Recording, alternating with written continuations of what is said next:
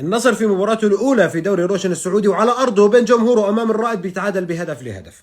يا جماعة أنا ما بديش أتكلم فنيا، إن شاء الله إحنا يوم الأحد رح ننشر على قناة منوعات طلحة أحمد حلقة نتكلم فيها فنيا عن المباراة وعن كل مباريات دوري روشن، ولكن اليوم أنت بتتابع بالمباراة. ما تذكرت الموسم الماضي والبداية المتعثرة الموسم الماضي أمام الاتفاق، خسارة الاتفاق في أولى مباريات النصر لما تظل النصر يعاني منها.